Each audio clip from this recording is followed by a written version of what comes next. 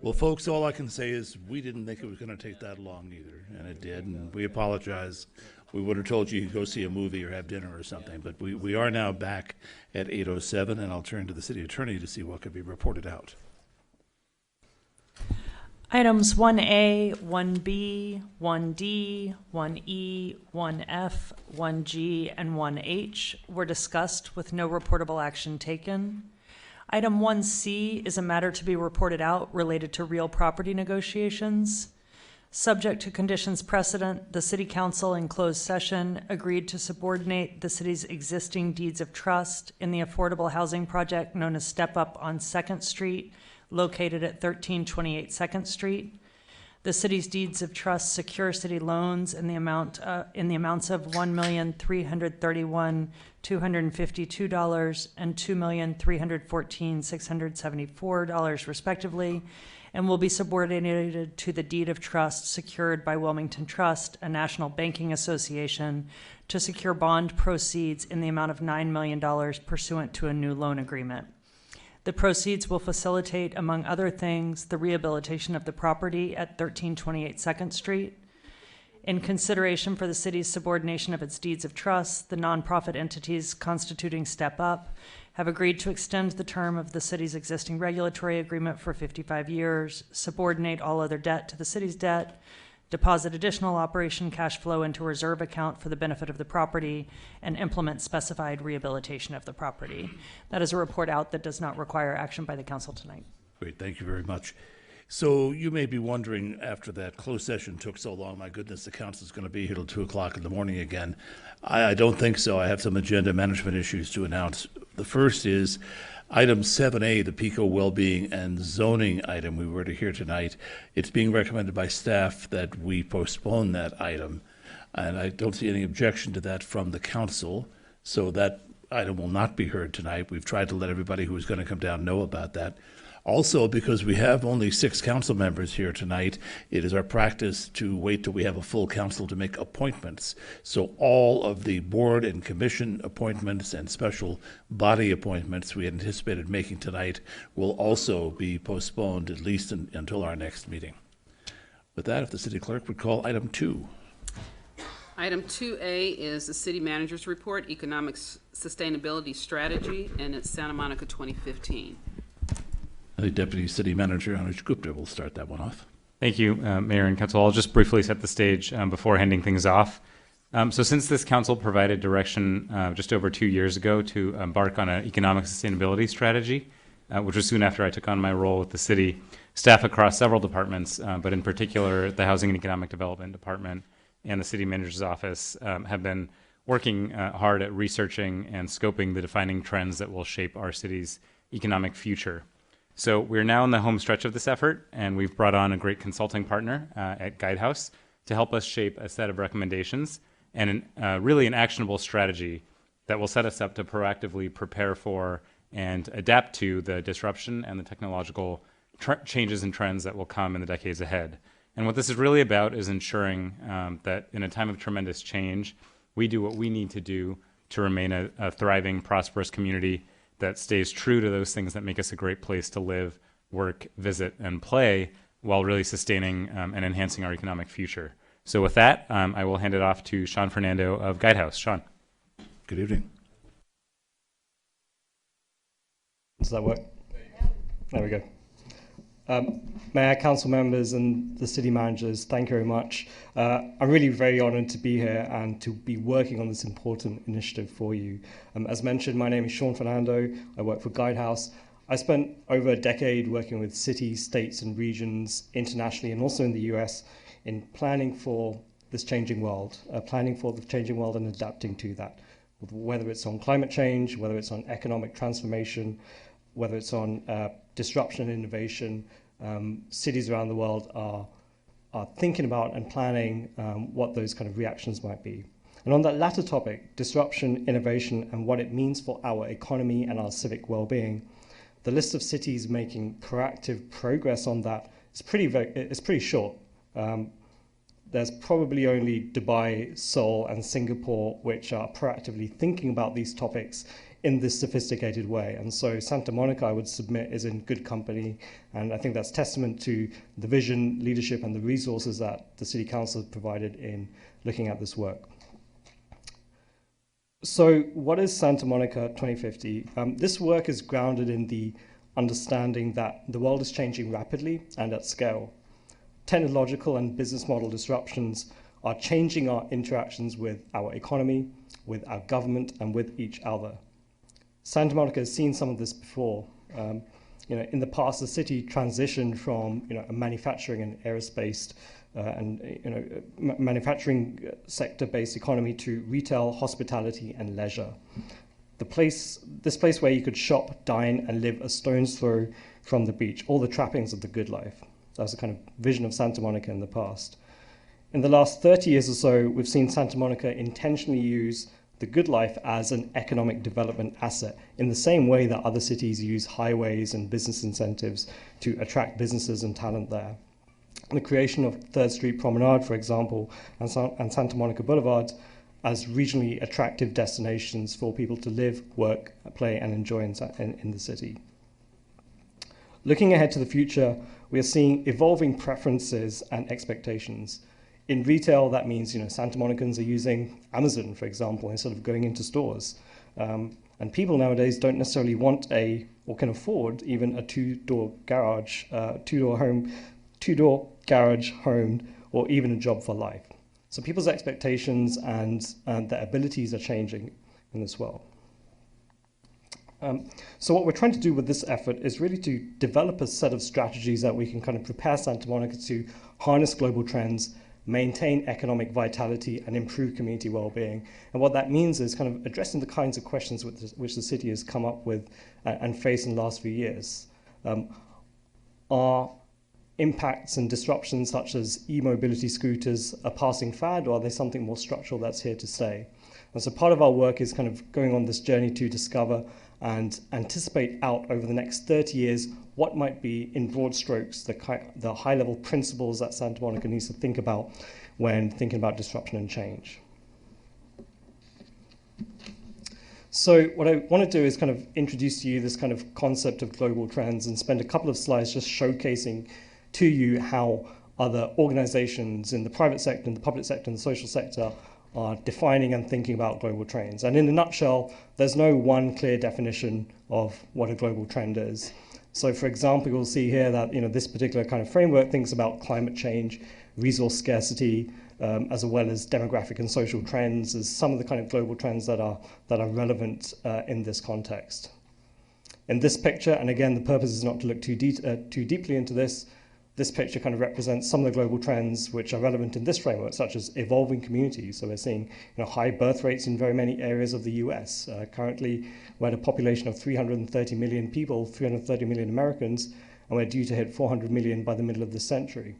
And so what does that mean for the composition of our communities? What does this mean for public schools? What does this mean for government services?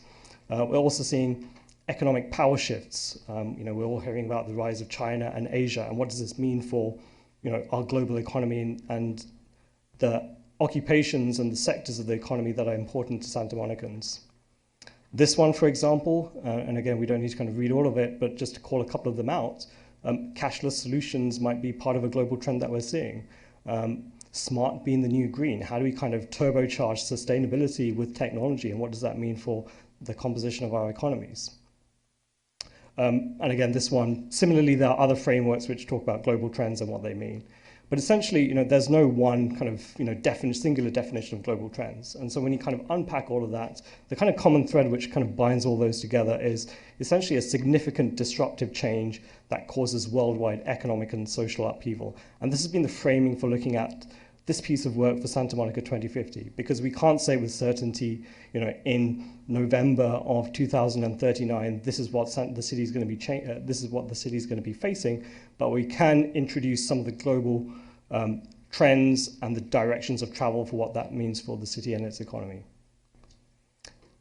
To illustrate an example of that, these two pictures are interesting. They were taken in a very similar context. The top picture was Pope John Paul's funeral in 2005, and the bottom picture was Pope Benedict's inauguration 8 years later. And so if you look at the top picture, it's obvious that I think if you look to the bottom right of the top picture, there's one person taking a picture of what's going on with their camera phone at the time, which was a novel innovation. Fast forward 8 years, you've got people with iPads and all types of connected devices. So the growth of consumer electronics in a very short amount of time has disrupted the way in which people interact, experience, and communicate with each other.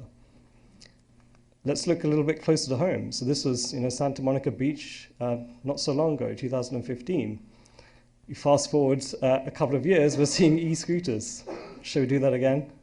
2015, 2018. And this is not to make a subjective kind of point that e-scooters are good or bad. That's really not the kind of focus for this work. It's really to illustrate the point that disruptions to the way that we live and work and experience our cities can come very rapidly and can come at scale.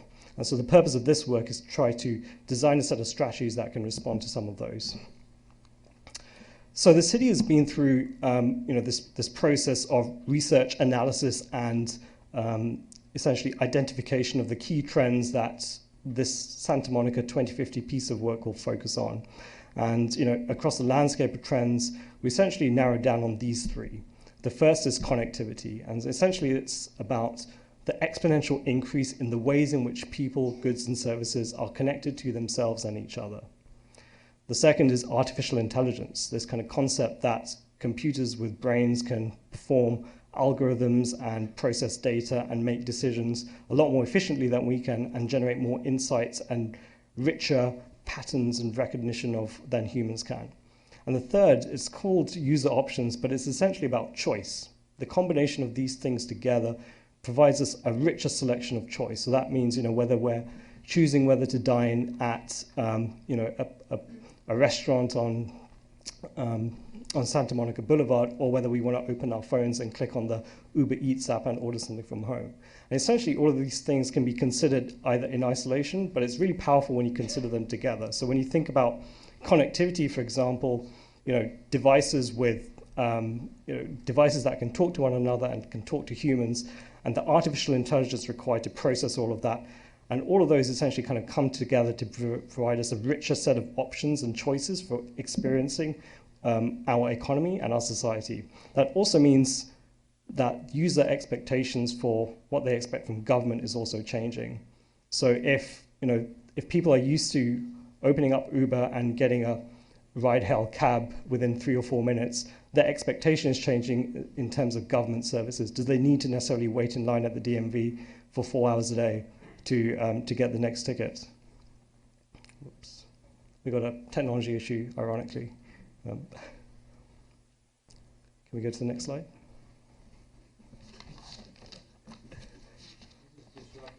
This is highly disruptive.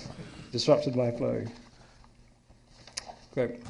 So looking at those trends in isolation is an interesting academic exercise, but that's all that is. And it really becomes powerful when we contextualize the impacts of those trends in the dimensions that are important to the city.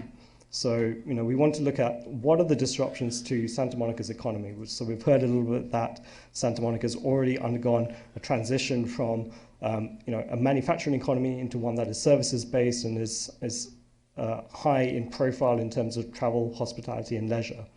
What does this mean for our workforce? Does this mean that everybody coming out of Santa Monica College essentially needs to be a technologist of some sort? The answer is probably no, but the question of how Santa Monicans respond to those skills is something that the city can have an opinion on. The third is the built environment. What does this mean for the way that we get around our city? What does this mean for placemaking? How does our urban form contribute to cultural capital when it's been disrupted by technology? What does this mean for civic well-being in terms of our expectations of how we interact with one another and disruptions to mental and physical health and well-being? What does this do to our self-esteem when we're being automated from a job that we spent the last 30 years training for and delivering? How do we deal with that kind of sense of loss, and how do we kind of incorporate that into our civic well-being? And then finally, what does this mean for government? How does government become better at harnessing technology and providing a richer set of options for Santa Monicans who live and work in the city? So our process for developing Santa Monica essentially takes place over the next, well, we're about halfway through. We're due to conclude in May of 2020 of next year. There's essentially 5 steps. And if you can't read that, I'll just kind of call them out very simply. The first step has been defining those global trends of artificial intelligence, connectivity, and user options that I spoke to you a little bit about. The second and third steps taken together are essentially about analysis. How do these trends actually impact Santa Monica? The fourth is about how do we define strategies with the stakeholders and with our community partners to identify ways in which we can, become ready to react to those trends, but also how do we take a proactive stance in exploiting whatever opportunities those trends may present. And finally, the fifth step is how do we kind of work that into the mechanics of how the Santa Monica's government thinks, works on a day-to-day basis.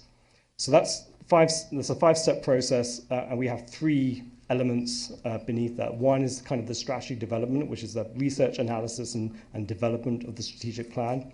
The second, this kind of this teal-colored bar along the middle, is stakeholder engagement. That's essentially a fancy way of saying the city can't do this alone. The city needs to work with other partners, including the school districts, Santa Monica, college, the bids, and various other community partners to have a coordinated strategy. And the final element is how do we bring the community along as part of this as well. This only makes sense as a strategy and as a priority for the city if the success of the plan is vested by the community and it is sustained by them after this project is concluded. In terms of expected outputs, very quickly, I've kind of alluded to that a little bit. Our main output here is what we're calling an ecosystem strategy, and what that really means is a recognition of the fact that Santa Monica can't do it all alone, despite the best intentions of everybody in this room and the high degree of talent working for the city government. Addressing these issues requires a coordinated approach across the public, private, and social sectors. And then really the second part of that is an informed, mobilized community who are willing and active participants to sustain this work going forwards. Just to give you a bit of a flavor of some of the work that we've uncovered so far as part of this process, I mentioned that we're about 4 months in. The first is an economic baseline, and this is really a starting point for understanding, the current state of Santa Monica in terms of its economic sectors, what people do, what people spend 40 to 60 hours a week on a weekly basis working towards, and what their economic contribution is towards that. So the first is a recognition that the LA region is a $1 trillion economic region. That's about the same GDP as the whole of Indonesia, contained within these, within this part of Southern California. And Santa Monica's role in that is really interesting because Santa Monica has moved and transitioned already to essentially a knowledge-based economy. It has higher value-added industries. We've seen the growth of the information technology and the professional services sector, and that's really been a point of competitive advantage for Santa Monica. And the third bullet point on here says that Santa Monica's quality of life has served as its greatest economic asset. And what we mean by that is that the quality of life that Santa Monica is able to offer attracts talent. And the conventional way of conducting economic development, if you go to any other place in the US, is really about how do we attract a company? How do we kind of provide incentives to a headquarters to come and set up shop here? But Santa Monica has inverted that. It's kind of developed quality of life as an economic asset for doing that. But there are inequities and challenges with sustaining that that quality of life. So, for example, we're seeing a bifurcation between higher income jobs and low income jobs. Housing affordability and congestion all contribute to some of the challenges that the city needs to deal with. Another piece of work that we did very recently, we conducted a deep dive exercise where we brought together about 80 or so local and regional partners to generate with us ideas for what the risks and opportunities from these trends might be in Santa Monica and how the city might react to that. And we have a bit of a video to show you, if that's possible, to give you a summary of what the deep dive was about. Can we get the video? That's it.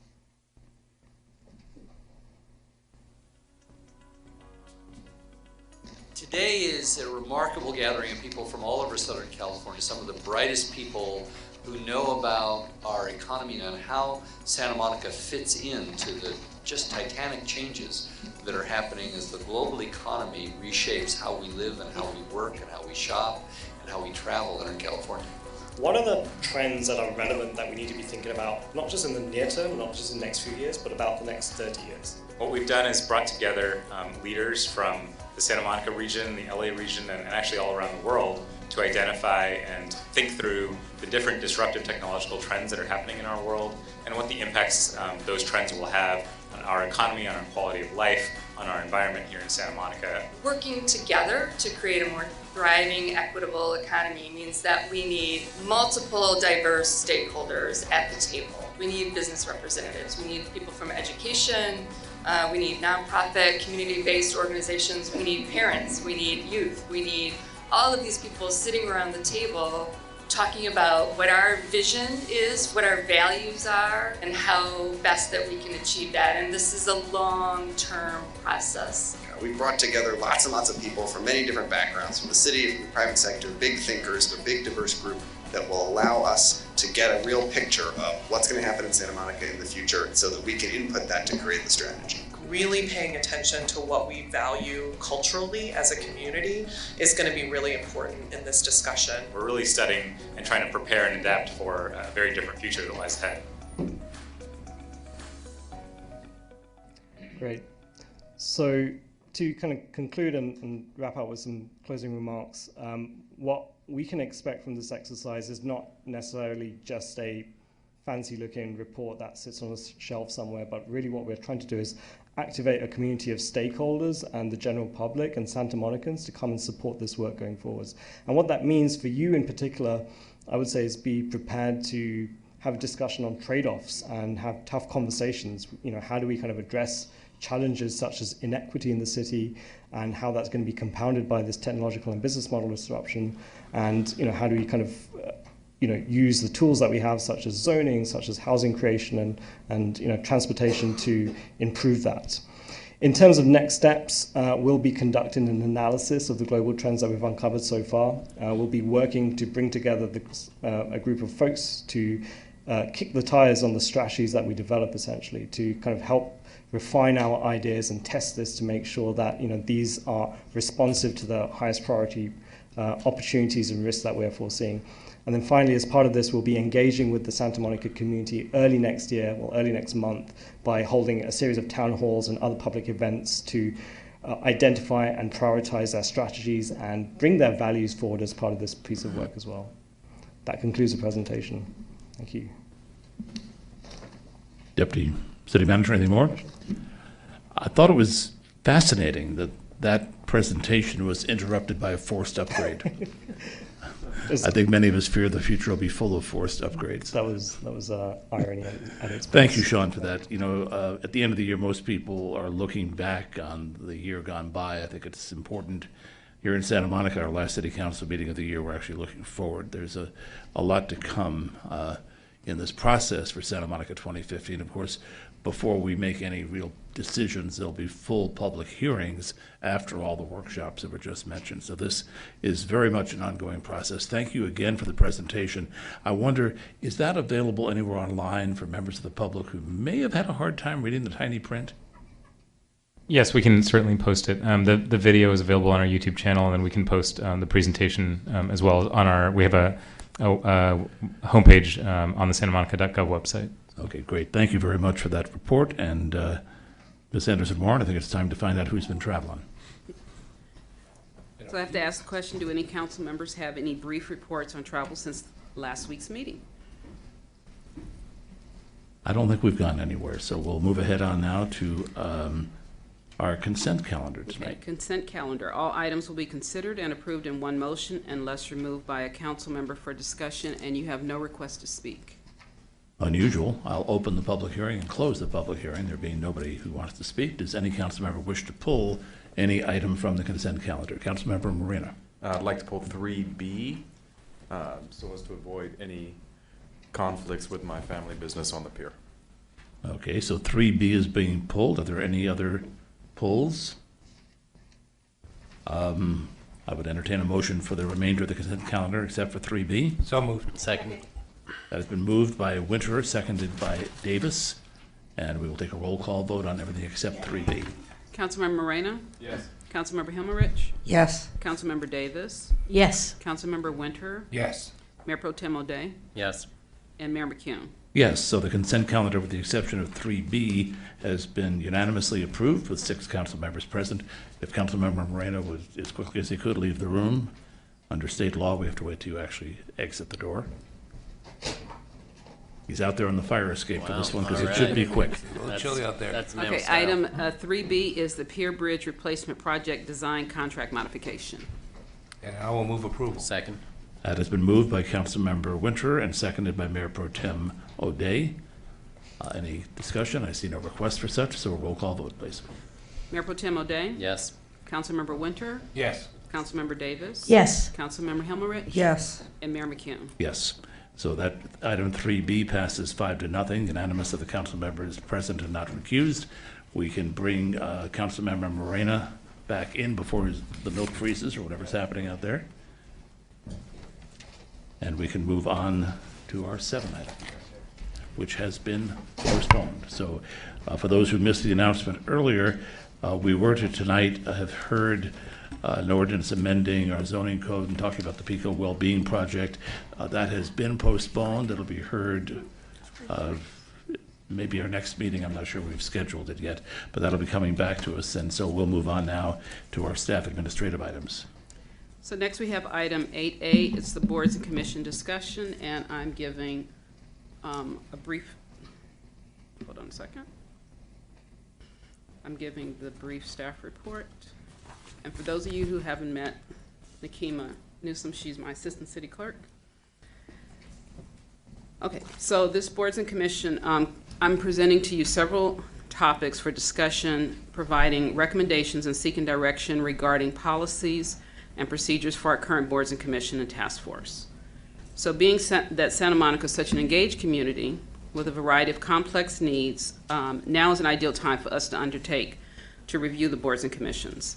Staff is proposing some immediate changes to policies to improve the current structure, as well as seek direction from council on some long-term structural changes to define the missions of each body, as well as increase transparency and participation in the bodies.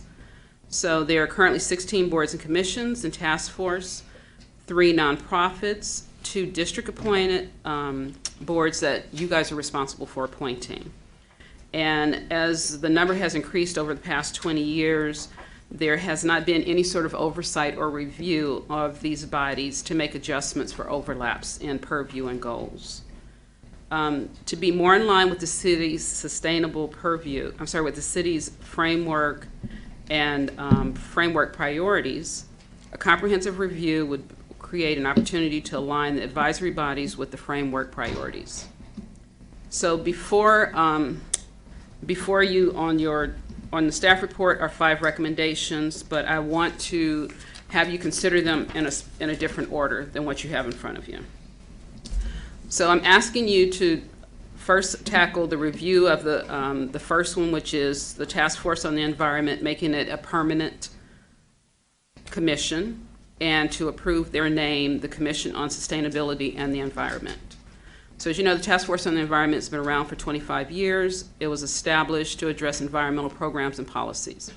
Over time, the environment and sustainability have become a core value to the city, therefore allowing the task force to continue with its work, and therefore it should formally be moved to a category of an advisory board and council, with term limits just like all of the other boards and commissions. I spoke with the Office of Sustainability, and they've requested that if you do make this change, that that they continue to have the same requirements for their membership as they had previously.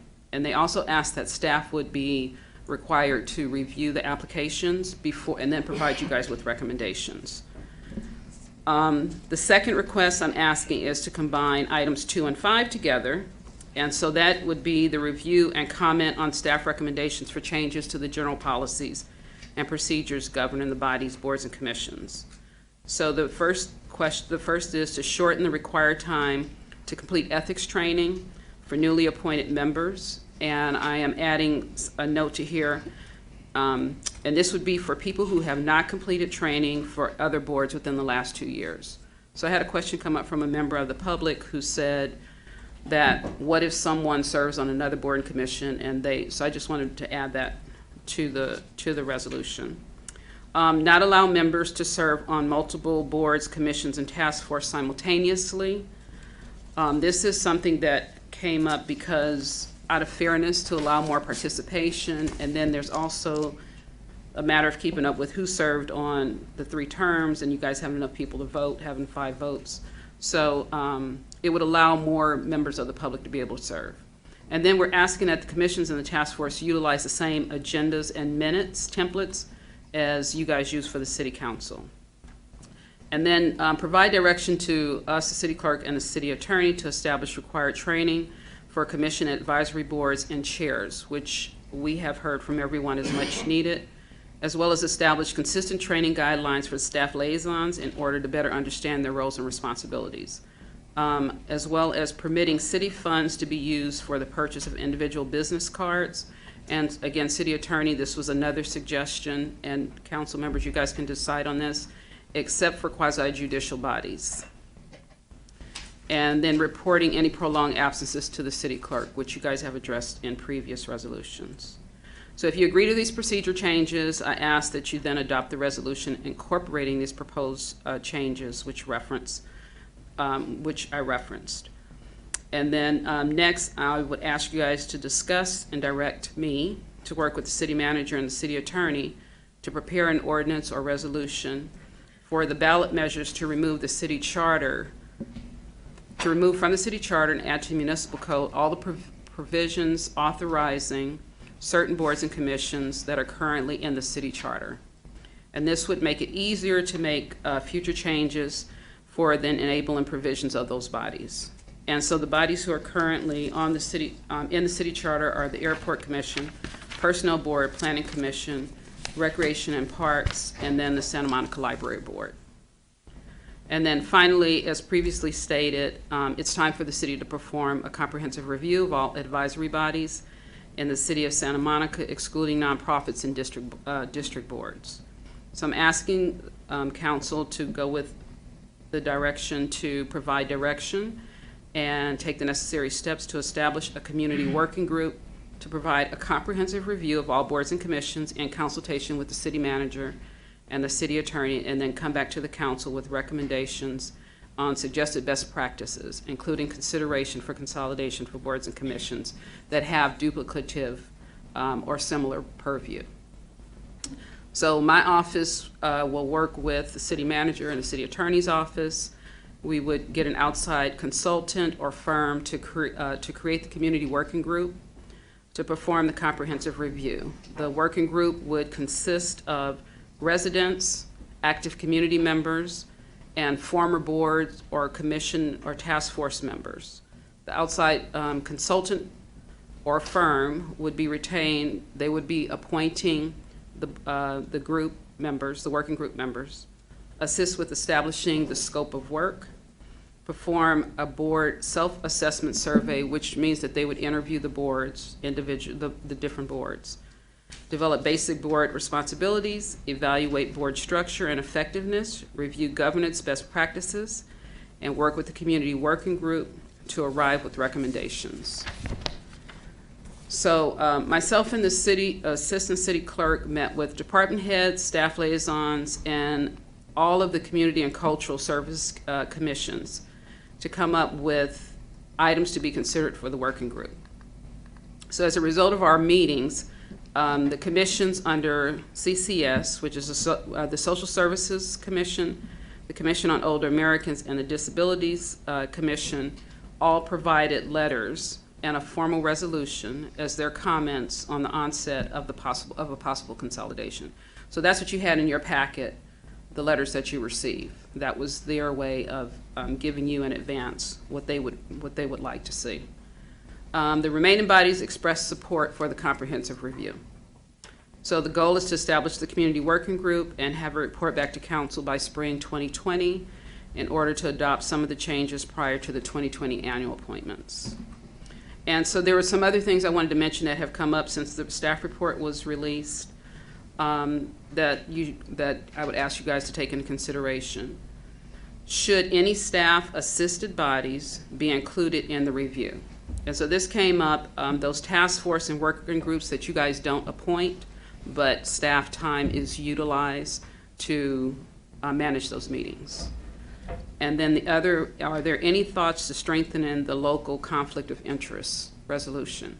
And so my comment to that is that we perform that every other year. Legally, we're required to update the resolution. So that was a question that was raised. And then it was also to consider looking into the local ex parte rules. Someone said that they felt that the ex parte rules were not, for the boards and commissions, not necessarily for you guys, but for the boards and commissions, were not fully explained, and that they didn't understand, and that maybe they need to be a little stronger. Okay, so, and then on the screen, you can go on, Nikki. So, or I guess go back. Okay, so on the screen we have the limited list of community, so go back to the community work, to the community work group items that the consultant can consider. And then, of course, you guys can add or you can change, but this is what I'm asking you to consider. So I look forward to your comments. And you have 9 requests to speak on this. So do you have any questions? Well, Ms. Anderson-Warren, thank you for that presentation and the evident work. It's gone, had to go into being prepared to explain all that to us tonight. I have done my best on the mayor's agenda to renumber things the way that you requested we discuss them. Did. If I get lost, I hope you'll have a map. I may need your help. Council, do we have any questions of staff before we go to a public hearing? Councilmember Morena. Thank you for the report and looking into all this. It's rather complicated and certainly needs some efficiency applied. Could you just explain the quasi-judicial commission keep cards or keep business cards or not? I missed it. I missed a word there. I just wanted to make sure I got it. So currently, in our resolution, boards and commissions can use funding to get business cards. Well, it's not really necessary for most of the advisory boards, right. But I received phone calls and I had conversations with people who are on the quasi-judicial who said that it's almost, it helps them when they go out to see properties or when they go to see people, that they have that business card and it has their city email on it, right. As opposed to them just giving their regular email. And so it's sort of a way, well, this is how it was said to me. It creates a better efficiency in terms of that they use the city email, number one, but it also gives them some credence when they go out to see properties and they use their cards. Cool. So the quasi-judicial boards receive cards and the others are dependent on the budget? Well, the others don't. I mean, I don't know who has cards and who doesn't have cards, but this is something that staff brought up, that it wasn't really necessary for the advisory boards to. Got it. And yes, it is a budget thing. Okay, cool, I understand that. And then I just, outside of your office and you deep diving into this, have we considered the other departments' weight into the board structures and how they should be considered? So I did. I talked to all Okay. of the department heads, and I talked to all the boards. And I have to say, for me, it was really astounding how many hours of staff time that goes into just putting on a meeting, for a monthly meeting. And so that's where the question of efficiency comes in. Okay, cool. So they're involved in the process? Yes. Awesome, thank you. Councilmember Himmelrich. So the quasi-judicial bodies, is that only the Planning Commission? Yes. No, and personnel. I'm sorry. Yeah, personnel board. Landmarks. Landmarks. Oh, okay. Oh, I'm sorry. Yeah. Landmarks, planning, and personnel? Personnel. That's it, is that right? And how much do we spend on business cards a year? I don't know. I think I'm not sure what the total is, but I think for a box, I have no idea, so Do you print them in the print shop? they do. I mean, I'll save this for comments. And do we, Are we going to weigh in on who the outside consultant is, or are you just going to pick it? It's going to be me, the city attorney, and city manager. Thank you. I see no other questions from council, so we'll open the public hearing. I've been told we have 9 requests to speak. I'll call the first 3 and ask you to be prepared, and then we'll call more as we go. First 3 will be Nancy Coleman, June Hagan, and Bill Parent. And while Ms. Coleman is coming forward, I'll note that she is here as a commissioner representing the Social Services Commission with their mandate, so she will get 5 minutes to speak to us. Good evening. I don't think I'll take that, but... Oh, we like that. I want to start by saying that I welcome this review. However, I think there's some issues that need to be raised. The Social Services Commission met with the clerk last night, and we have produced a change in our ordinance and ask that it is attached here, that you consider that also tonight, because it is a matter of a change which says that we should not have to do an annual Social Services Commission report. We do reports periodically to council, we hold public hearings, we do all sorts of things, but we have been, in the 5 years that I have served on the Social Services Commission, never produced such a thing because we meet 2 hours a month. We don't have additional time. We also have, when the Social Services Commission was originally created, the Social Services Commission didn't have the array of staff around that we have now, or the expertise that we have around. So for us to do that as an annual requirement, we'd like to do away with that.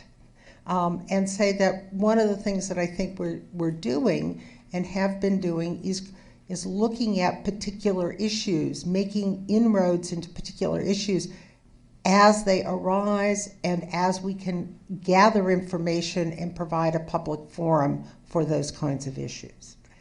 I want to now talk a minute about the report as a whole that has been produced. I think that the ethics training is a great idea early on. I think explaining to commissioners what conflicts of interests are. Obviously, Council Member Moreno is self-recognized in that and left the room for a particular item tonight. But sometimes those issues aren't quite as clear. And I think that people need to have more recognition of what those are.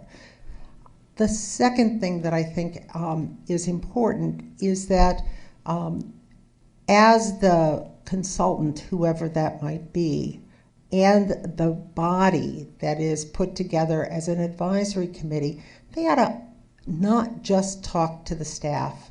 They need to talk to the members. They need to understand at the members' role what it is that they do. For instance, if we were to combine social services, aging, and disability, we would lose visibility in the city for those particular items, especially the Disabilities Commission, and particularly, for those of you who don't know, I spent my professional life working on law and aging issues at the national level, so I'm particularly interested in those issues, but I don't think that one commission can do all three, especially on a 2-hour per month basis. So please don't look at combining them. But I think there's another thing that's essentially important that be considered. There are partially the appointments that you make as a council to the commissions and boards and task forces. There are, in addition, and the clerk mentioned this because it arose at our meeting last night, and that is that there are a number of task forces that consume a good deal of staff time. Those task forces might be volunteers who have come together, whether it's the early childhood task force or the cradle to career, or even the task forces that Rick has put together in the last year and a half on the budget, on the pensions, etc. So one of the things that I think has to be considered is the amount of staff time going to those ventures as well. I mean, I'm sorry, but the payment of business cards is in no way, shape, or form the same as, as the staff time going to these kinds of endeavors. And I think that we ought to look at what the role is in the city of Santa Monica for these kinds of things. Thank you, Ms. Coleman. Next speaker will be June Hagan, and the Disability Commission has asked you to represent them tonight, so you also will get 5 minutes. Hi. Thank you. I am the chair of the Disabilities Commission at the current time, and following up on what our last speaker said, there are issues that our commission deals with that would not overlap other commissions. For example, wheelchair issues. We have a couple of commissioners who are wheelchair users, and we have brought to light the wonderful asset that our city provides in the way of beach wheelchairs. A lot of people didn't know about them until we decided to enter the 4th of July Main Street Parade, and 2 of our commissioners used those wheelchairs. And I had people that I knew come up to me and said, "Oh my gosh, I just saw them, that's amazing. Now my elderly parents can come to my beach wedding," and they did. And another thing is that we've advised with the pier restoration group how wheelchair unfriendly the pier can be. The surface was tearing up tires, and to my knowledge, or to my understanding, they put down a coating on part of it. And also we've been discussing with them access to the pier, because the rampway down to the pier is not wheelchair friendly. It's too steep. Another area that may not be overlapped is mental health. We have written letters that have been published in our local newspaper about mental health awareness. We also, last year, we were able to provide this wonderful reception to mentally disabled artists who brought their artwork, displayed it at the main library. We had a reception, and dealing with people with disabilities, it's an individual thing. And I was able to see the joy and the gratitude, not only of the artists who actually sold some of their paintings, I believe, but their parents, many of whom were elderly, dealing with these adult mentally ill children of theirs who, this was an amazing event for them. So we are dealing with individuals who have other issues that may not overlap. Other things that we have been involved with we've developed pamphlets of resources, and when I personally have provided these pamphlets to the visitor center down on Main Street, they were very grateful and said, yes, we give these out, and people are very happy. We have a lot of resources that we keep updated on these pamphlets. Other issues that we have been involved in is awareness for walkability. I came up with a little campaign with Walk and Roll Santa Monica, and we provided information to people who didn't know where to go when their sidewalks were being blocked, for example. And we provided a flyer and magnets that we handed out. Other things were also, we've provided articles of employment. As people know, employment is among persons with disabilities is very low. And so some of our commissioners have written articles on the benefits of hiring the disabled, and those have been published. And we continue to try and work on issues of employment, and also, things like hearing disabilities. It's wonderful you have looping in this room here, and we've been wanting to work with other common areas on getting looping. And one thing that we're trying to focus on now is getting captioning on TVs in local restaurants and bars as well. So we deal with a variety of issues that we don't feel would be an overlap with other commissions, and so it is our hope that you'll read our letter and give it serious consideration so that we can continue to make Santa Monica, this beautiful city, more disability friendly for not only the residents but all of the visitors that come here every year from all over the world. Thank you. Thank you very much. Our next speaker is Bill Parent. And Bill, if you'll hold it just for a moment, let me call the next three people so they can be ready. They will be Oscar De La Torre, Michael Lewis, and Zena Josephs. Now, you may notice that Bill has a yellow card. We give the opportunity to people who don't want to wait around all night to speak earlier if they're willing to speak for a minute instead of two. And Bill has taken that option. Thank you. So, Mr. Parent, you have 1 minute. Thank you, council members, for this opportunity. I just want to give you a very quick backstory on the item of the Social Services Commission to amend our ordinance so that we do not have to produce an annual assessment. It came up of social services. It came up in public comment that we were told, that there it is in the ordinance, that the commission is responsible for an annual assessment of social services in Santa Monica. I'm a little bit embarrassed to say that it took us by surprise. We all came in and did our work and kind of went along and didn't go back and look at that seriously. And we looked at each other and said, we don't have the capacity for this. We don't have the expertise for this. You're talking about $8 million in programs. You're talking about performance measures in human services. You're talking about financial audits or whatever they could be. And so the only thing that we could do is sort of come back to the city council and say what I just said, and to do it formally and say, this isn't something that we have the capacity to do. Thank you. Great. Thank you, Mr. Parent. Our next speaker is Oscar De La Torre. I do not see Mr. De La Torre present, so we'll move on for the moment to Michael Lewis. Is Michael Lewis present? Well, I'm taking them in the order that they were given to me. Is Michael Lewis present? Yes, the clerk said that it was okay that she goes first. It's fine. Well, then, is that all right with you, Ms. Josephs? Because you were next. Thank you. In that case, we'll shuffle the deck here. And our next speaker instead will be Olga Zaroska. And you are requesting 4 minutes with time given by a donor, David Morris. Mr. Morris, just for the record, would you indicate you're present? Thank you very much. Ms. Zaroska, you have 4 minutes. Hi. Good evening. My colleague Michael Lewis and I and myself are speaking to item 8, Social Services Commission Resolution, which we oppose. An online petition has been circulating since last Sunday, 2 days ago. The petition is on the website change.org under the title Demand Assessments plus Accountability for City-Funded Social Service Programs. The petition currently has over 200 signatures.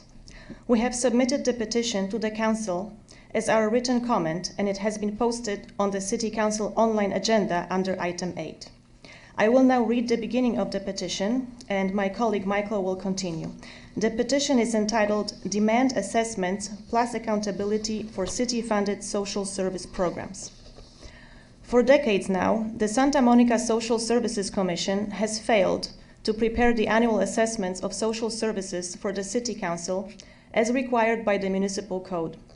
Yes, the Commission has been violating the law for decades. When confronted about this, the Commission simply passed a resolution asking the City Council to remove the requirement for the Commission to prepare the assessments. If the Council agrees with the Commission, Santa Monicans are going to be left without a requirement for transparent public assessments of social services their taxes pay for. And then the city will continue to simply collect unverified, self-reported data from the providers, rubber stamp it, and write a check for the next grant cycle. City staff publicly admitted that they do not prepare annual assessments. This lack of transparency and accountability is unacceptable. As taxpayers, we demand that the city create a realistic mechanism for annual assessments of social service programs and agencies. We cannot rely on the staff's allegedly, quote, professionalized data collection, end quote, as suggested by the Commission. It would hardly pass as meaningful data collection, much less assessments. Regular assessments must be conducted. They must be prepared in an unbiased and transparent manner in order to ensure these programs and activities are achieving the intended results. Feedback from program participants must be an integral part of the assessment process. Currently, the city does not even have a grievance procedure for program participants. The city must make the review of participant grievances an integral part of the assessments. My colleague Michael will continue now. Thank you. Thank you very much. And before you continue, Mr. Lewis, let me just a couple of questions. I listened carefully to the staff report. I'm not sure that this is actually something we are voting on tonight, is it? But it is part of the larger subject, so this is relevant testimony, but it's something to be considered further down the line when this is being reviewed by others and eventually comes back to the council, correct? We can't vote on something that's not on the agenda. And do I have that right, City Attorney? This is not agendized? It's agendized for discussion. You certainly don't have an ordinance in front of you tonight. Okay. Just so we don't have expectations, we're going to do something we're not allowed to do. Mr. Lewis, you have asked for 4 minutes, and you also had a donor. I note, though, that you put yourself down for item 8B. I hope you meant 8A, because there is no 8B. Yes. This is 8A. DeForest Wright, are you present? Great, thank you very much. Mr. Lewis, you have 4 minutes. Thank you. I will be continuing where Olga left off reading the petition. We Santa Monicans are shocked over the Police Activities League, known as PAL, child molestation scandal involving city employees. The molestation had been going on for approximately 20 years. It is reported that the Los Angeles Sheriff's Department is investigating the city of Santa Monica for covering up the PAL scandal.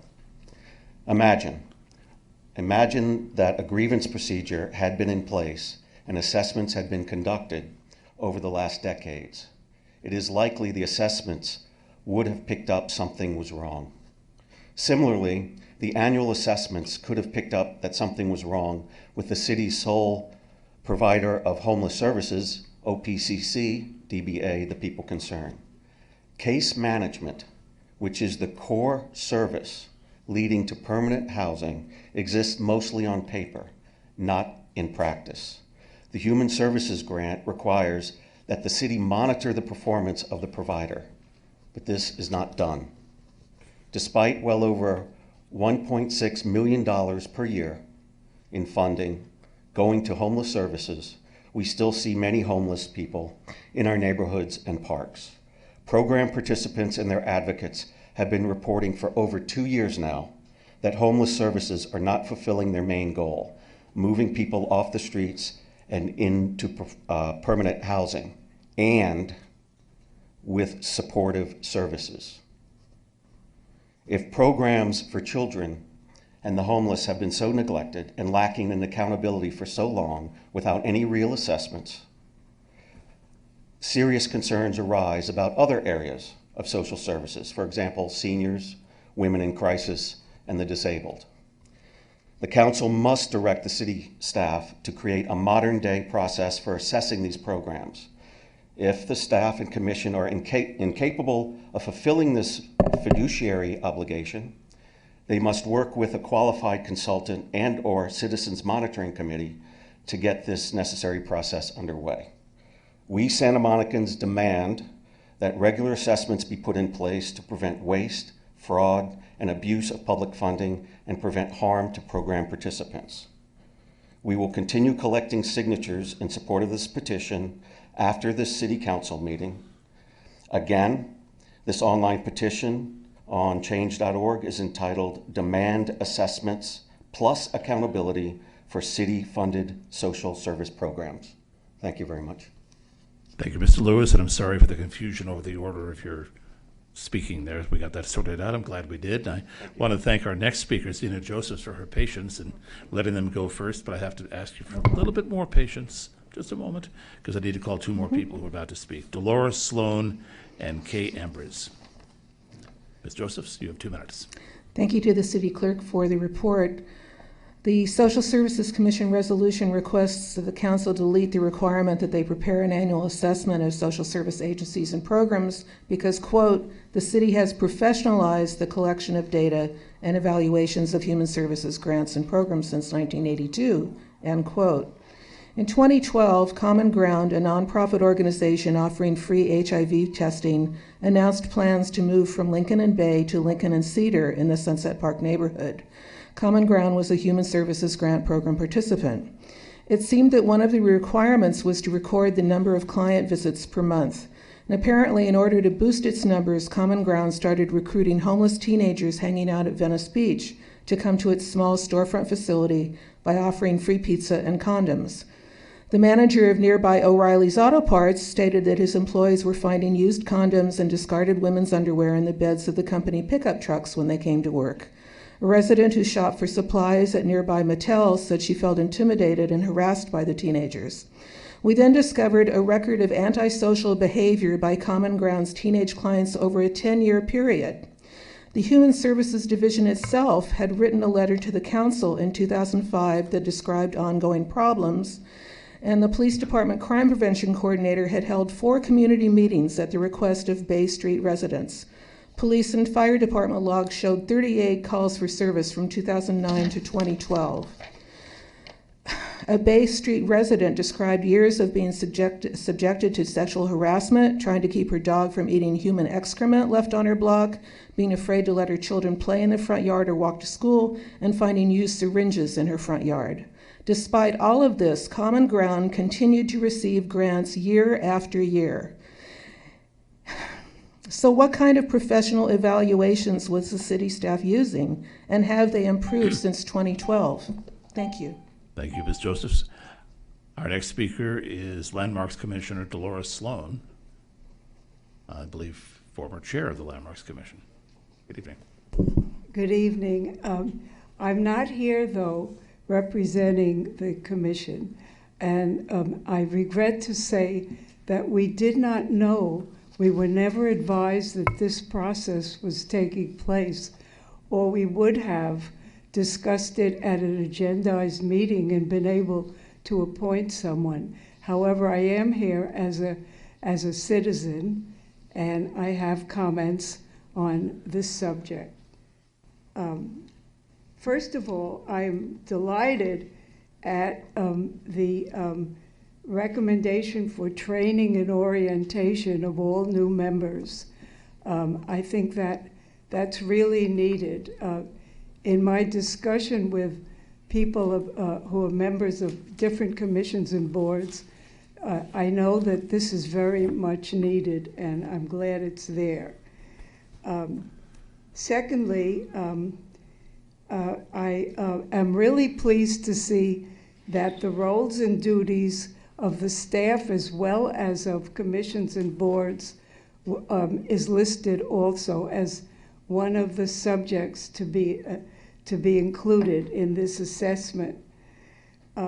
Third, I'm very pleased about the considering a more effective policy regarding absences, because I think from my experience of what I've seen, it's very important that those who are filing applications be made aware that they will be held accountable for unnecessary or, as we said when we went to school, unexcused absences.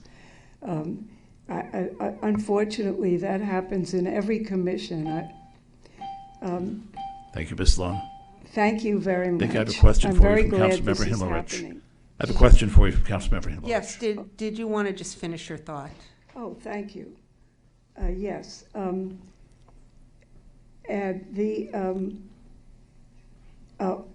I want to recommend that you also consider perhaps having one person who represents staff be on the working group, and one person who represents the boards and commissions to also be on the working group. I'm talking about active present members and active present staff. Thank you very much. Our last timely request to speak came from Social Services Commissioner Kay Ambrose. Hi. Good evening, Mayor McEwen and members of City Council.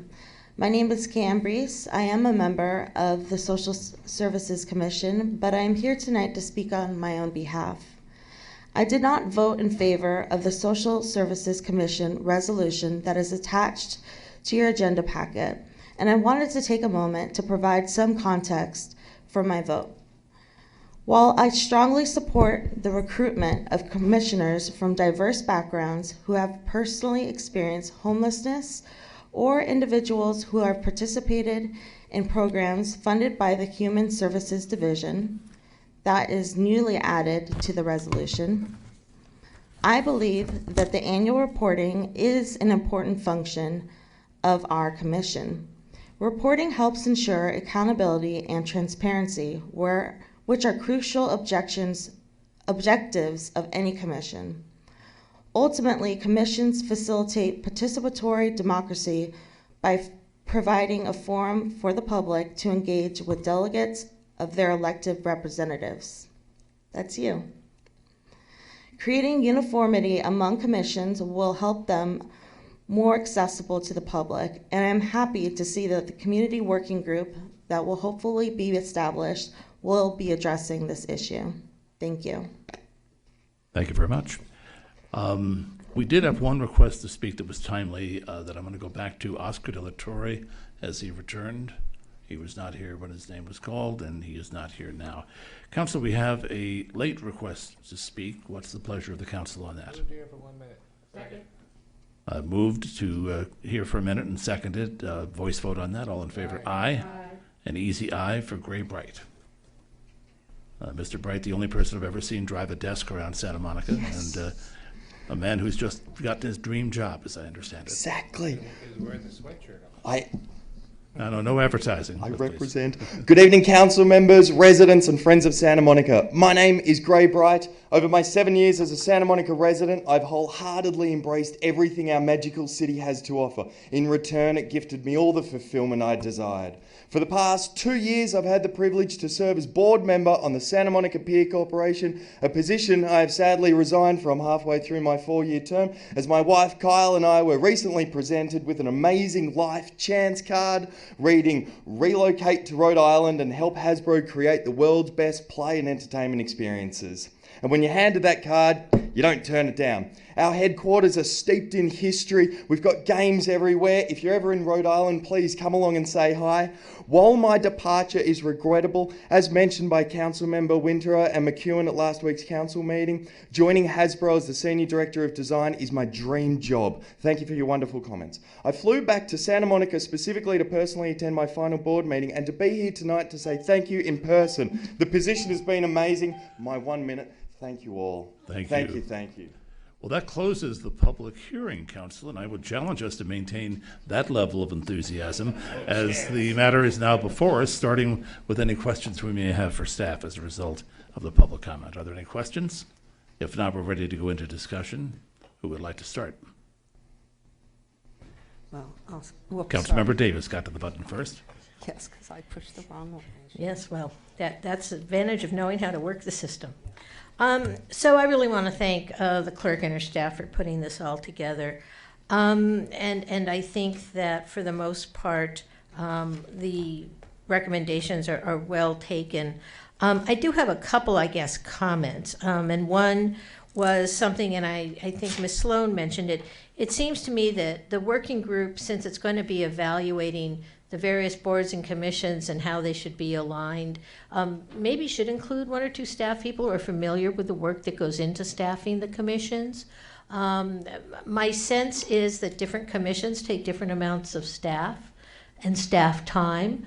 Some of that has to do with the activities of the commission. I think some of that also has to do with the, how shall I say this, the interpersonal establishment of the commission. Having gone to various boards and commissions meetings throughout my tenure on the council, I can say that some go relatively smoothly, and others, it's not even a matter of being contentious, but just don't go as smoothly. And people need to be reminded about this is what the commission's purview is, or this is how this gets accomplished. So I think maybe having some staff on board to explain, what can go into staffing a commission would be important. The second thing I think I just want to comment on is I got this sense from some of the speakers that we're like trying to do away with the work. We may be changing the structure of the commissions, but I don't think anyone's suggesting that we shouldn't pay attention to the issues of people with different abilities in our society, in our community, nor are we trying to pay less attention to the senior community or whoever the particular interest group is. I think the idea is our current boards and commission structure the most efficient one? We all know, and this isn't a knock on any particular commission, we have had people resign from commissions just because they don't feel they're doing very much meaningful work. We've also had people resign from commissions because they say it's too much work. And so I think that maybe doing some realignment is called for so that we can even out some of that burden. We still want to do all the good work, but maybe we don't do it in the same structure as we've done it forever. And I do want to specifically say that I think strengthening the conflict of interest rules is something we should very much consider.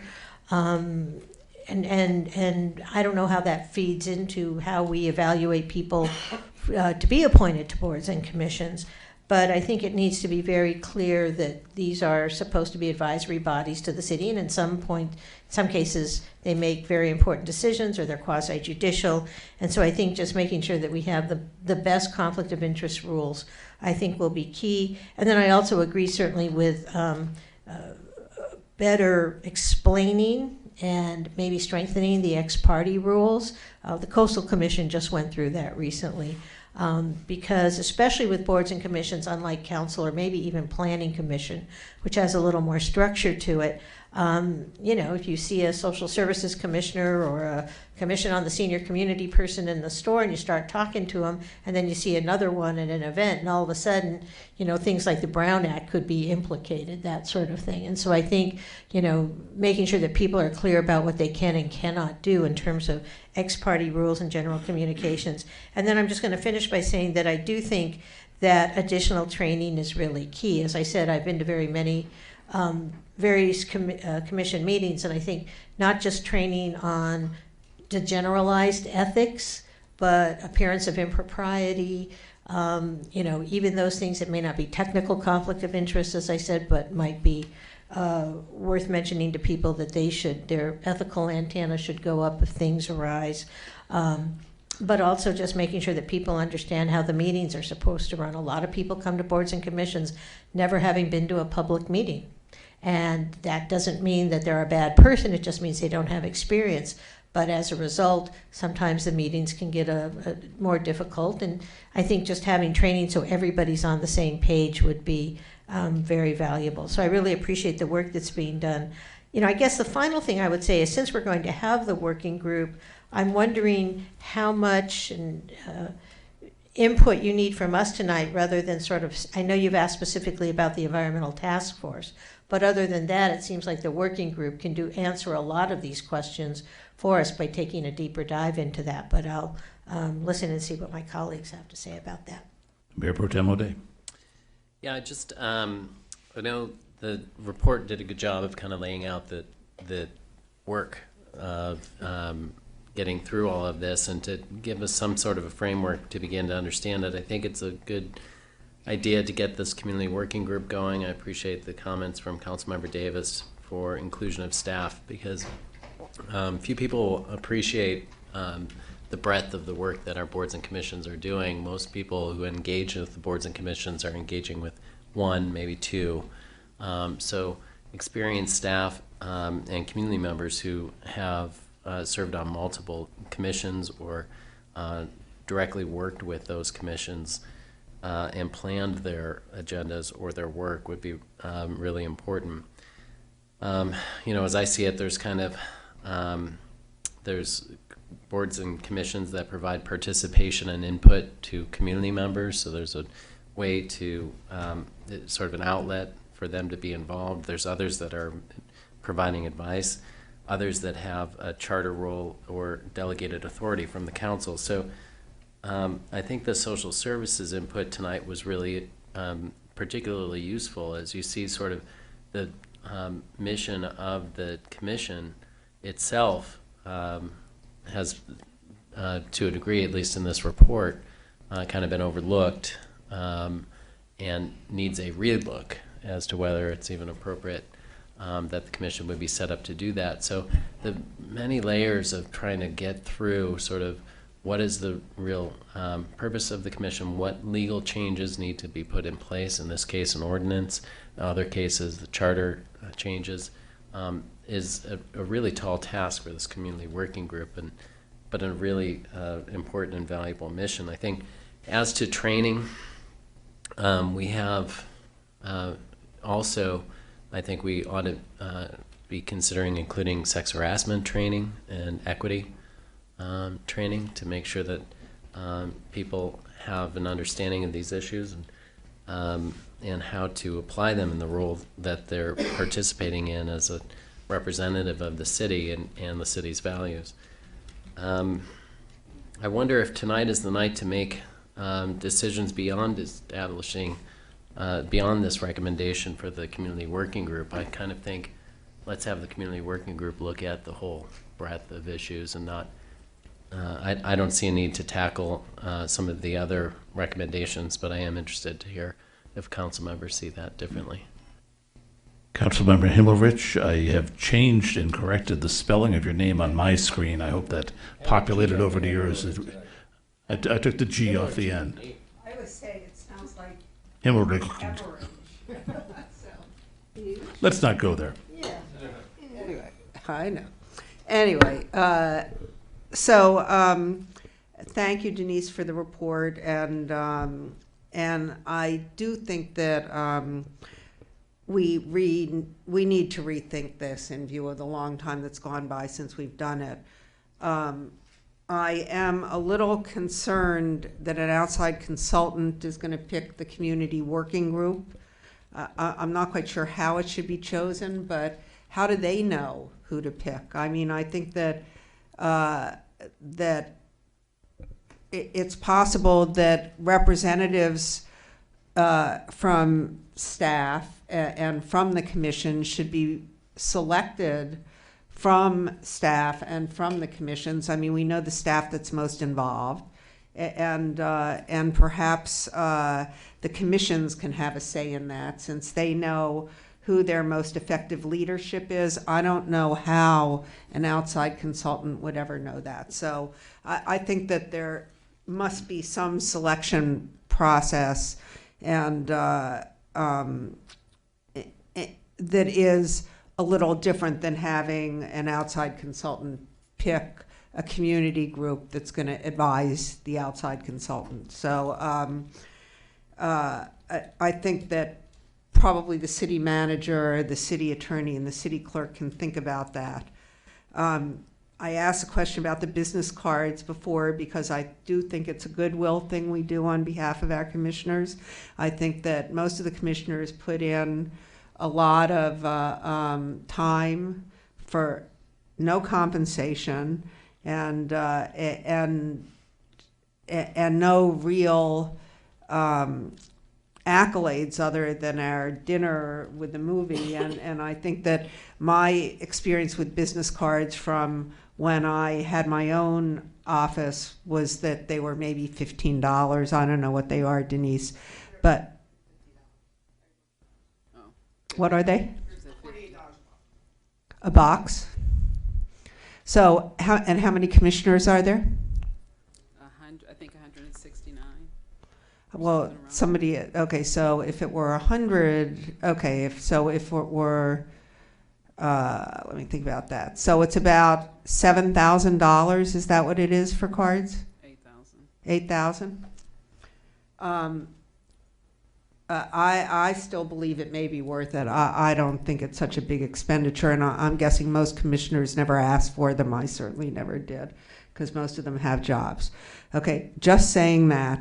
But with respect to how we approach the formation of conditions. I think that our commissions have not necessarily been representative of our community. I think that we need to do a lot of more outreach to get to reach into parts of our community that we haven't reached into, to encourage other people to apply, and to make it feel like it's a more significant job when we finally get to the end of it.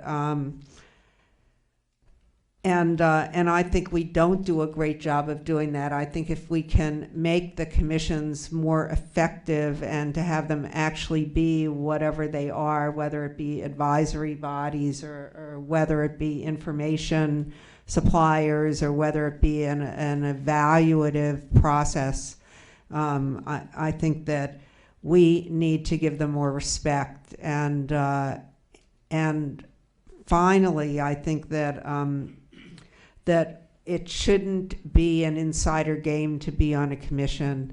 I think we need to open our minds to people based on their qualifications, and that when the outside consultant and the community group, whoever they are looking at a reformation of commissions, we should look harder at qualifications and at diversity. And we need to put a big emphasis on training. So I look forward to seeing a new and better commission and board structure. Recycled paper, soy ink, union bug on all those cards. Okay. Councilmember Moreno. I just wanted to reiterate actually a few things just so that you have clear consensus from us. Obviously, the community work group is imperative. I also think that it should include staff. They know this stuff really well. I don't know exactly how they get woven into it, but they're on the front lines, certainly with their time consumption and what that means as a commitment for our personnel resources. And then I think the effectiveness of the boards and commissions is critical. We talk about efficiency, but effectiveness is also critical in this fact. How it gets arranged. So what exactly goes before the commissions, how that information flows to us or in different parts of the city with their technical expertise or knowledge, I believe is also really important.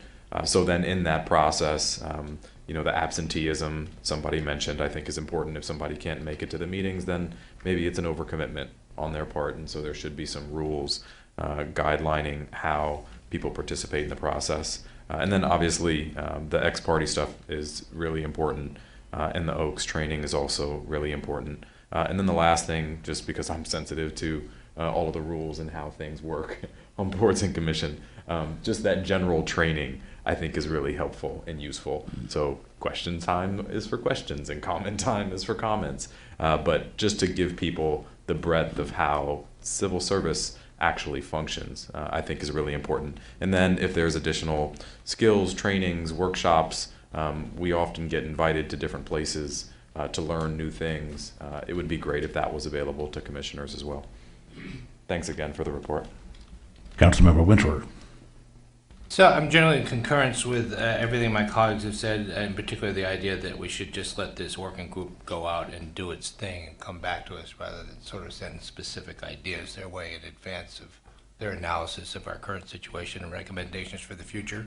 I guess there's a question for the city attorney, because I have a comment on it. I noticed that the ordinance we're asked to be approving in item number 5 specifies in section 11 terms of attendance at ethics training, but I heard my colleagues speak about things like ex parte training, about harassment training, etc. Section 12 just says other trainings. I would add to that list. I think it's very important for every one of these boards and commissions to regularly review what's in the ordinance or their charter about their powers and duties. I can think of situations where the board or commission has thought that they had more powers and duties than they had, but I think also the staff members need to be acquainted with those, because I can think of recent instances where probably some things should have gone to a commission and the staff liaison didn't trigger that particular initiative. Can we just give you direction that under section 12 those are the things you should be taking a look at between the clerk and the attorney, or do we need to modify that language? So I'll look to my colleague, the city clerk. My thoughts here are that the important things would be recommended action number 3, which is the community working group. I also think that recommended action number 4, directing the city clerk to work with the city manager and city attorney to prepare an ordinance or resolution for a ballot measure to remove things from the city charter. I don't think we need specifics from you yet, but we may need the direction that you are okay with that, because the timing could creep up on us in terms of bringing that back. So I would say 3 and 4. If you don't want to make changes to the resolution now specifying training, I would turn to the city clerk, but I from my perspective, it would be okay to wait until after the community working group does its full work to decide exactly what training you want. That would be fine for the training. Well, I guess we'll have to discuss that. But that's my thought. I mean, I would rather have it explicit in there than just say training, and 10 years from now, new clerk and new city attorney have sort of forgotten the idea that we should include ethics, ex parte, et cetera, and then, I mean, not ethics, but that's the one that's already in there. Well, I'll take a turn now that we've gone around the horn. And, once upon a time in this city, the city council appointed a specific liaison person from the council to every board and commission. And I took part in the process at that time, and I think I was liaison to as many as 5 commissions at a time at one point, probably 8 or 9 different commissions over the years. So I have tremendous respect for the work that our boards and commissions do, and the fact that these people volunteer to help us govern the city. And I'm very pleased that in everything I've heard from the council tonight, we all share that respect. And I hope everybody understands that what we're proposing to do here is just an overdue realignment and rethinking of a system that has been in place for many, many years. There will be no rugs pulled out from anybody from what we're doing. We're just trying to make the city work better. Now, having gone around and gotten the general consensus we have, and I really have heard us all say pretty much the same thing, I need to turn to our city clerk. You had asked us to do some specific things. One that I didn't hear mentioned by anybody, but I think you teed us up with an easy one, is the environmental task force.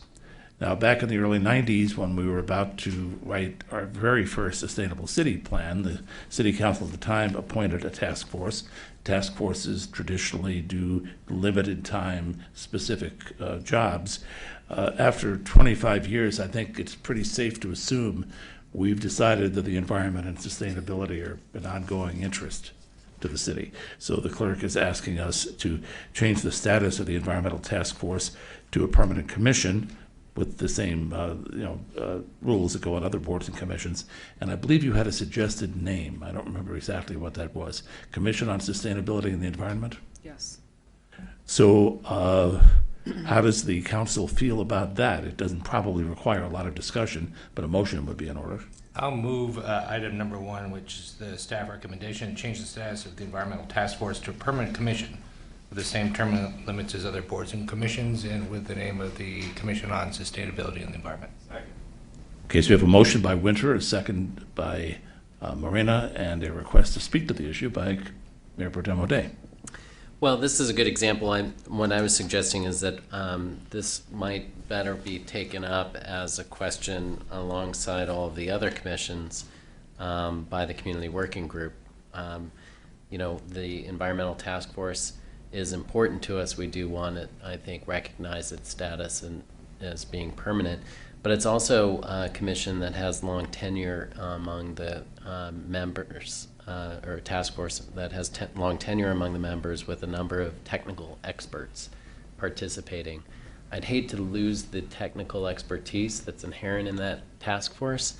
And I would really love to put that challenge to the community working group to help us to figure that out, and to the consultant before we go and take the step now of changing its status and potentially kind of breaking that model that we think kind of works pretty well right now, in my view, and see if we can protect what is working well while addressing some of these issues using the consultant and the community working group.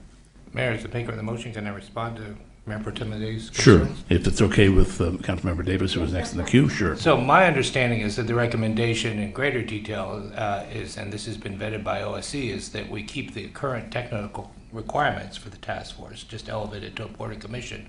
And then in addition, the applicants, unlike a lot of other boards and commissions, would be preliminarily vetted by OSC to make sure they actually have those actual technical qualifications and fulfill the needs of the what would be now a commission.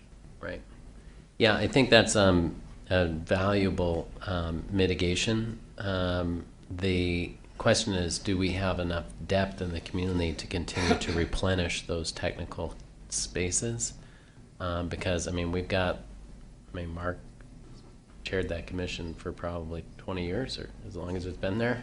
Rob Lampert has been there for about as long. David Pettit. I mean, it's a group that is deeply skilled in the environment, but also has been there that whole time. Now, there's a lot of young people with a lot of great technical expertise, and I'd love to see more involvement. But I just want to know from our community working group, like, is it really possible to continue to cultivate that same level of technical expertise and advice? I don't want to make that decision now. Well, can I chime in here for a moment? Sure. So this would be the permanent change to a board, to a commission. I would like for that to be voted on tonight. And as far as going forward, it wouldn't take effect until July when the annual appointments come up. And I don't believe any of them are up for appointments at this time. So between now and then, we would have possibly a result from the working group that could respond to this. Between now and July? Between now and July. You expect to have the work this is sort of an easy, in my opinion, this is an easy one. Mm-hmm. But I'm saying the current status, unless somebody were to vacate the position. Because they would all get like 4-year terms right off the bat? Right now, come July, everybody, it stays until, so it's grandfathered basically, until somebody leaves. Grandparented in Santa Monica. Grandparented, I'm sorry. It's grandparented until someone leaves. So if someone were to vacate, then the term limits would kick in. Apply to the new people. Yes. Councilmember, at the risk of confusing further, this will require an ordinance. We don't have boards or commissions that are created by resolution, so we would have to bring back an ordinance. So you could provide the direction now that you want it to become a commission with or without the term limits if you wish to, but we will have to come back to you in order to get it into the municipal code. I see. Well, I certainly would like for it to go to permanent status. I don't want to suggest otherwise, but I also don't know that we want like a dozen different ordinances at different times coming forward. So it kind of argues all the more for just having a single report from the working group. If I may, before we turn to Councilmember Davis, let me ask the city clerk. You said this is something you wanted to do now. Is it just to get out of the way, or is there some substantive reason why postponing this would be a problem? Like I said, I thought it was an easy one because legally it's not a task force. Right. So I think to make it a permanent body is something that we should do tonight, or that you should do tonight, and then we would have to come back to do an ordinance anyway. So that would be later. That would be later down the way. But you guys can make the decision on whether or not term limits or not term limits. Boy, I thought this would be an easy one. Silly mayor. I did too. Councilmember Davis. Well, and I'm certainly in favor of making the task force permanent and making it a board and commission. And if you need some resolution to do that tonight, I'm fine. I do agree, I think, with Mayor Pro Tem O'Day. I think some of the devil here is in the details. And, even if we say we're going to retain the requirement for expertise, I'll just be honest and say some of my frustration about the Task Force on the Environment is everyone on there is incredibly qualified, but there are other types of expertise that I would also like to see reflected there. For example, and I don't think this is a complete stretch, people who think about planning as an element of sustainability, but we don't have anyone on the current task force who really focuses on planning. We also don't have anyone on the current task force that focuses too much on mobility as an environmental concern. And that's not to say that the people who are there currently are not great. They're wonderful, But I just think that we need to be careful about the details, because I think we all agree it should be permanent, but when we say they need to have some expertise, what that means, so that staff can get direction from us when they're doing the vetting. So if the resolution is tonight to go forth and do an ordinance, then I think that's probably agreeable. But I think some of the details, I think we'd like to have maybe the working group, or maybe it comes out in the contemplation of the ordinance, a little more input into that. Council, it appears that we're in a bit of a bind here, because from what the city attorney has told us, we cannot just make this decision tonight. We can't pass a resolution. We actually have to give direction for an ordinance to be prepared, and the motion that's on the floor doesn't do that. So let me turn to the maker of the motion and try to assess what your pleasure would be here. So I'm hearing the concerns, and so I will change my motion that we move forward with this recommendation, but that the final ordinance come to us after we've had the input from the working group. Second. Okay, so that now has been, that is, I guess, a substitute motion, even though it's made by the person who originally made it. Yeah, I'm because substituting. maybe you withdrew the other one, who knows? Yeah, I But did. it was made by Winter and seconded by Davis, and it's what's before us. And I do not see any further comment on that, so we can do this, I believe, by voice vote. All in favor? Aye. Any opposed? And that is unanimous, 6-0 vote of the council members present, and allows us now to try to figure out how to handle the rest of this. Ms. Anderson-Warren, you gave us a roadmap and a numbered list of things you wanted us to do, but what I've heard from the council is we want a more integrated approach. There are some things here, suggested motions we could make to adopt various resolutions and to provide directions. It looks to me as if we would still need to provide direction for you to work with the city manager and city attorney on the ballot measure, and we would still need to have a motion to provide direction to you to take the steps to establish the community working group, etc. It looks as if the call for a motion to adopt a resolution incorporating the proposed changes referenced in recommended actions number 2 and 5 may now be postponed by what the council is looking at. So how would you like to structure this so that we can make motions that'll provide you what you need to move forward? So in number 2, the procedural changes that I'm asking, that I don't think necessarily require the working group, is to complete the ethics training within the 30 days. Not allow people to serve on multiple boards simultaneously. To ask them to utilize the same agenda and minutes template as you guys do. And the training, city attorney, how did you feel about training? Did you want to leave training, or did you want to take it out?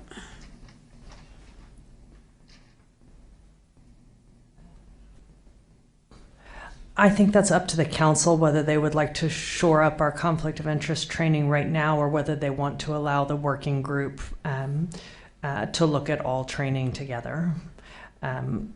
I think we should shore up our conflict of interest training. I think we're planning on moving this quickly, so I don't feel strongly that it absolutely has to be done tonight. It is in the resolution before you. So if you adopt the resolution before you, the training would be increased such that anyone joining a board or commission would have to take the 2 hours of ethics training within 30 days of being sworn in, and the city clerk and city attorney would begin working on implementing onboarding training for new members and annual training otherwise.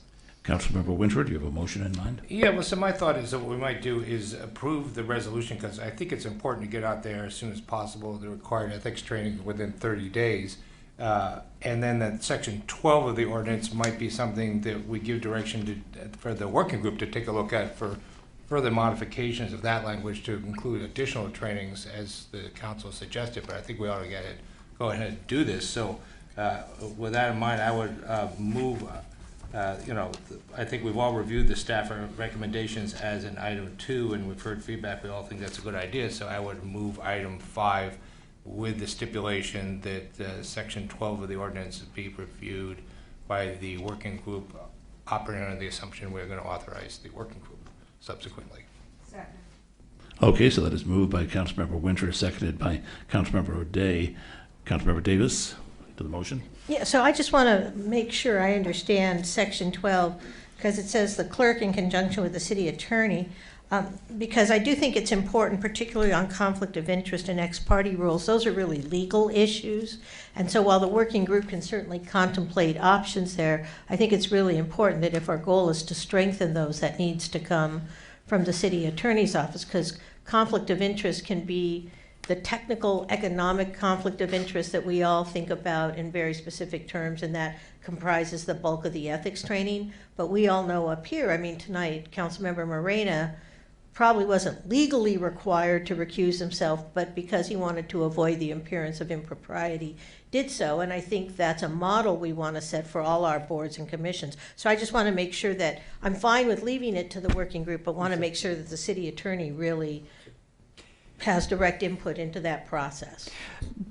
That's correct. I think we can work with the motion that is on the floor. We will develop the training. We'll focus on conflict of interest and ethics right away, and then we'll look to the committee to be thinking about additional training that may be required around basic running of a meeting and other things that may come up. So we will get started on the basics, and the working group can add to the training that we think is required and necessary to have a proper process. Councilmember Moreno. Just a quick question. If someone has already done ethics training, do they need to do it again if they're appointed to a commission? Yes, boards and commission members of boards and commission are required to do the ethics training every 2 years by state law. What this would do is require mandated ethics training within 30 days of being sworn into office. I think we would, that is the 2-hour online training, so that is not an in-person training, that is relying on the online training. We are looking for some repetition here. The conflicts of interest laws are complicated, as you all know, and the 2-hour training is dense, and so we are intentionally providing some repetition here to make sure that things sink in. Understood. Thank you. Okay, so we have a motion on the floor by Councilmember Winter, which has been seconded by Councilmember Himmelrich. I see no further discussion. This is also a direction, so we can do this also by voice vote. All in favor? Aye. Any opposed? Well, actually, this is the resolution. All right, if we're adopting a resolution, we got to make it more formal. So let's do a roll call. Okay. Mayor Pro Tem O'Day? Yes. Councilmember Winter? Yes. Councilmember Davis? Yes. Councilmember Himmelrich? Yes. Councilmember Moreno? Yes. And Mayor McKeon? Yes, so consider that resolution adopted. That is a unanimous affirmative vote by the council, 6-0 of those of us present. Now, as I see it, the next thing that we've been asked to do is the setting up the community working group. So I will, at this point, call for a motion to provide direction to the city clerk to take the necessary steps to establish a community working group, to provide a comprehensive review of all boards and commissions in consultation with the city manager and the city attorney, and to come back to the council with recommendations and suggestions for best practices, including consideration of consolidation for boards and commissions with duplicate or similar purviews. So I will move that with the additional direction that the working group be selected just to alleviate concerns I heard by the city manager and the city attorney and the city clerk without the direct assistance of a consultant. The consultant should be guiding the work but not selecting the committee. And also add the direction that the working group should be comprised of at least one acting board member or commissioner and at least one current staff liaison member, so as to lend their personal experiences with what the amount of work is involved with running a board of commission and serving on a board of commission. Second. Okay, so Councilmember Winter has made, and Councilmember Davis was the quickest to second, a motion doing all that I articulated plus the amended suggestions that you put at the end. Councilmember Himmelrich, you have a comment?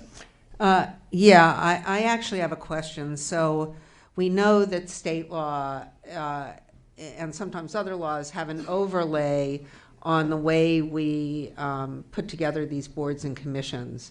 So will there be someone from the city attorney's office at the working group? Deputy City Attorney Brandon Ward will be assigned to this project overall to provide likely, I don't know that he'll attend every single working group meeting, but he will attend them regularly and work hand in hand with the clerk's office. You also see George Cardona here, who also has some involvement, and you will see me as well. So we will be well staffed. Yeah, because I do think this is something that changes, and I know the state law requirements are particularly complicated on some of these issues. That's correct, and there are issues of bylaws and other things. So we will be looking at all of that and working very closely with the city clerk. Thank you. So, Council, there is no resolution prepared for this one, so I believe it being a motion to provide direction, we can do it by voice vote. All in favor? Aye. Aye. Any opposed? Hearing none, a unanimous decision, 6-0 by the City Council. And that moves us to the third thing that we were asked to do tonight. This may not be the last motion on the floor, because some of you may have other things you want to do. But I've been asked to call for a motion to provide direction to the city clerk to work with the city manager and city attorney to prepare an ordinance and/or a resolution by a ballot measure to remove from the city charter and add to the municipal code all provisions authorizing certain boards and commissions that are currently in the city charter, thereby making it easier to make future changes to the enabling provisions for those bodies. So moved. Second. That's been moved by Himmelrich and seconded by Mayor Pro Tem O'Day. I do not see any request to speak on that, and that is a direction that can be done by voice vote. All in favor, say aye. Aye. Aye. Aye. Any opposed? No. And once again, a unanimous 6-0 vote of the City Council. Now, Council, that is the end of what the City Clerk had asked us to do tonight with boards and commissions. Within what has been agendized, was there anything that was discussed by any one of you that we didn't act on, or are we done? See no request to continue that. That is the end of item 8A. Yes. I am shocked to be wishing you good night and happy holidays so early in the evening, especially after the marathon that we had just a week ago. Are there any requests to adjourn? We have to request that? I request we adjourn. Well, no request to adjourn in memory of somebody. Adjournment. Adjournment memories. Well, I'm glad not to cast a pall on the holiday spirit by having to do that. Council, it has been a heck of a year. We will be taking a break. Our next meeting will be January 14th, and we will be facing the very interesting year of 2020. So until that time, to everybody, happy holidays, happy New Year. You'll be spending a lot of time with your families. I hope you like them, and we'll see you back in January. Good night.